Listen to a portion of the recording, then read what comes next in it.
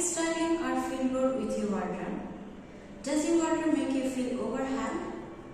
Today I am talking about which things one should actually declutter from a wardrobe for simplifying the outfits. So let's get started. But before, if we don't know each other yet, Assalamu alaikum. Hi, I am Jaina and I am making videos twice or once a week on this channel about minimalism and intentional living. So if that feels interesting to you, definitely be sure to hit the red subscribe button down below. And with that being said, let's go ahead. এখন আমরা 2024 সালের শেষের দিকে চলে এসেছি। 2025 সালের জন্য অপেক্ষা করছি। এখনই সময় আপনার ওয়ার্ড্রবকে কিভাবে আপনি সহজে অর্গানাইজ করবেন। আমার কাছে মনে হয় এই সময়টাই হচ্ছে দুর্দান্ত একটি সময় আপনার ওয়ার্ড্রবকে সিম্পলিফাই করার জন্য, যেটা আপনি সহজেই আপনার আউটফিটকে বেছে নিতে পারেন। যদি আপনি এখনই আপনার ওয়ার্ড্রবকে সহজ করে অর্গানাইজ করতে পারেন, তাহলে 2025 সালে আপনি খুব সহজেই আপনার আউটফিটকে বেছে নিতে পারবেন। তো এই জন্য আমি কিছু জিনিস বলবো আপনার ওয়ার্ড্রব থেকে ডিক্লাটার করতে, অর্থাৎ পরিত্রাণ করতে। যে সকল কিছু আমাদের বেসিক্যালি সবার ওয়ার্ড্রবে থাকে সে সকল কিছু, সেরকম আমি 10টি তালিকা নির্ধারণ করেছি। যদি আপনি আপনার ওয়ার্ড্রব থেকে সে সকল জিনিস ডিক্লাটার বা পরিত্রাণ করেন, তাহলে আপনার ওয়ার্ড্রব অনেক হালকা মনে হবে। First one on my list is clothes that no longer fit. অর্থাৎ কিছু কিছু আউটফিট এরকম রয়েছে যেগুলো আমাদের সাথে যায় না। আমরা প্রায় সবাই দেখি আমাদের ওজন সবসময় ওঠানামা করে, যে কারণে আমাদের আকার চেঞ্জ হয়ে যায়। তো সে কারণে দেখা যায় কিছু কিছু আউটফিট আমাদের সাথে যায় না। তো আপনার ওয়ার্ড্রবে যদি এরকম কোনো আউটফিট থাকে, তাহলে সেগুলো পরিত্রাণ করাই ভালো। তাহলে আপনি খুব সহজেই আপনার প্রয়োজনীয় আউটফিটটি খুঁজে পেতে পারবেন। Number 2 on my list is unworn shoes.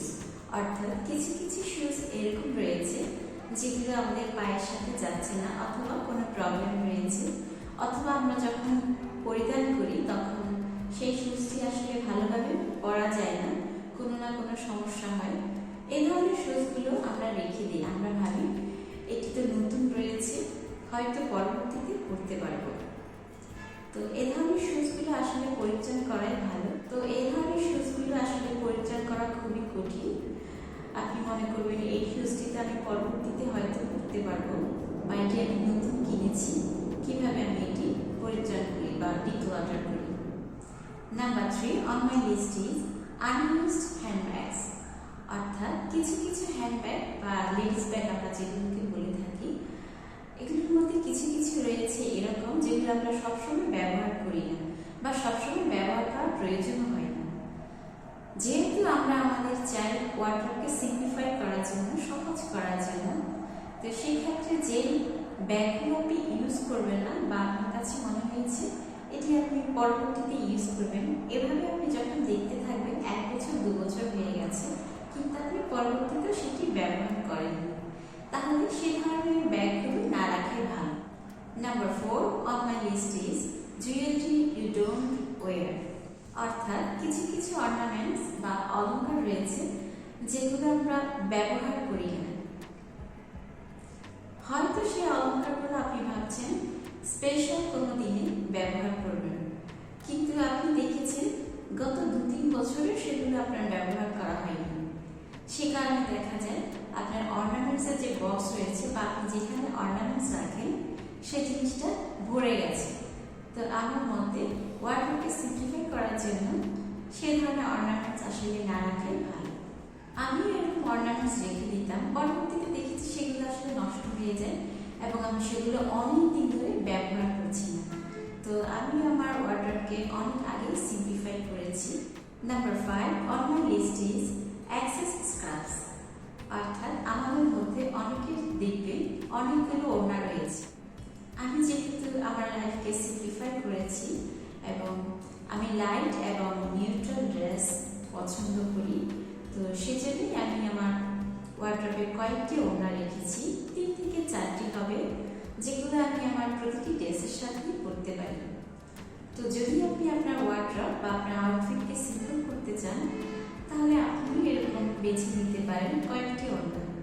প্রতিটি ড্রেসের জন্য যারা ওড়না বেছে নেন, আলাদা আলাদাভাবে প্রতিটি ড্রেসের জন্য যখন আমরা ওড়না বেছে নিই, আসলে অনেকগুলো ওড়না হয়ে যায়।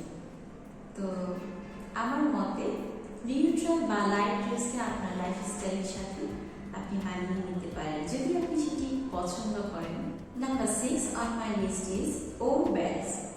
অর্থাৎ আমরা অনেকে এখন বেল্ট ইউজ করি, যেমন জামার সাথে, প্যান্টের সাথে। বর্তমানে আমি দেখেছি অনেকে জামার সাথেও বেল্ট ইউজ করে, আমিও করি। তো বেল্ট দেখবেন কিছু বেল্ট এরকম হয় চিহ্ন হয়ে গেছে বা ড্যামেজ হয়ে গেছে, যেগুলো পরার মতো উপযুক্ত না। এ ধরনের বেল্টগুলোকে আপনি ডিকাউন্ট করতে পারেন, হোক আপনার বেল্ট একটি বা দুটি। Number 7 on my list is single socks. অর্থাৎ মোজার কথা বলছি। যখন দেখবেন কোনো মোজা হারিয়ে গেছে, অনেক দিন ধরে পাচ্ছেন না, তাহলে যে একটি রয়েছে সেটিও না রেখে দিয়ে বাদ দিয়ে দেওয়াই ভালো। Number 8 on my list is duplicate items. অর্থাৎ কিছু কিছু আউটফিট থাকে এরকম যেগুলো একাধিক রয়েছে, একই ধরনের একই কালার কিন্তু কয়েকটি রয়েছে। আমরা হয়তো দেখা যায় মার্কেটে গেলে যেটি পছন্দ হয় সেটি কিনে ফেলি। তো সেরকম দেখা যায় আমরা কয়েকটি কিনে ফেলেছি একই ধরনের। যেমন ধরুন আপনার ব্ল্যাক কালারের কয়েকটি প্যান্ট থাকতে পারে, আবার ব্ল্যাক কালারের কয়েকটি টি শার্ট থাকতে পারে। তো আমার মতে এরকম যদি কয়েকটি আইটেম থাকে একই ধরনের একই রকম কালার, তাহলে সেগুলোকে বিদায় জানানোই ভালো। Number 9 on my list is clothes that need repair. অর্থাৎ কিছু কিছু ক্লোথস এরকম রয়েছে যেগুলো জীর্ণ হয়ে গেছে বা ছিঁড়ে গেছে, হতে পারে কোনো দিকে নষ্ট হয়ে গেছে, সেগুলোকে আমরা ভাবি পরবর্তীতে রিপেয়ার করব। তো এরকম ভেবেই আমরা সেগুলোকে ওয়ার্ড্রবে রেখে দিই। দেখা যায় অনেক দিন ধরে রেখে দিয়েছি কিন্তু সেগুলো রিপেয়ার করা হয়নি।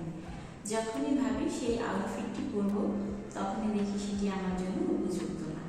তো এই ধরনের যে ক্লোথস বা যে সকল জিনিস রয়েছে, সেগুলো যদি সম্ভব হয় সেগুলোর জন্য আমরা সময় বের করে রিপেয়ার করব। Number 10 on my list is festivity specific items.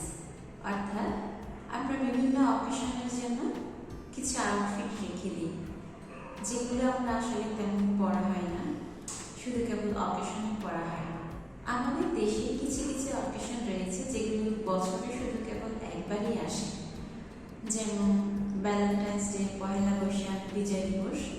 তো এই সকল অকেশনের জন্য আমরা আউটফিটগুলো রেখে দিই।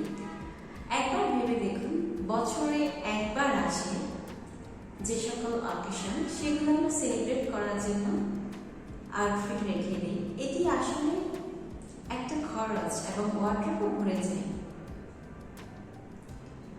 যদি আপনি বিবেচনা করেন বছরে একদিনের জন্য আমি আউটফিট কিনবো এবং রেখে দিব, এটি আসলে কেমন দেখায়? যারা সহজে প্রিন্ট করছেন বা করতে চান, তাদের জন্য এটি না করাই ভালো। যদি আমি এরকম অনুষ্ঠান সেলিব্রেট করেছিলাম এবং সেই অনুষ্ঠানগুলোর জন্য আমিও ড্রেস কিনেছিলাম, তবে আমি যেহেতু এখন সহজে প্রিন্ট করছি, তো এখন সেরকম কিছু করছি না। আমার মতে এ ধরনের অনুষ্ঠানের জন্য কোনো আসলে ড্রেস না কিনাই ভালো এবং কিনে ওয়ার্ড্রবে রেখে দেওয়া উচিত নয়। আসলে আমি কয়েকটি বছর ধরে মিনিমাল লাইফ লিড করছি। মিনিমাল লাইফ থেকে আমি অনেক কিছু বুঝেছি। তো আপনারা যারা আপনাদের লাইফকে ন্যূনতম বা মিনিমাল করতে চান, তারা আমার ভিডিওগুলো দেখবেন। আশা করছি আপনারা অনেক কিছু শিখতে পারবেন এবং বুঝতে পারবেন। আপনাদের লাইফ থেকে অনেকগুলো স্ট্রেসকে আপনারা বিদায় দিতে পারবেন। Thank you so much, by.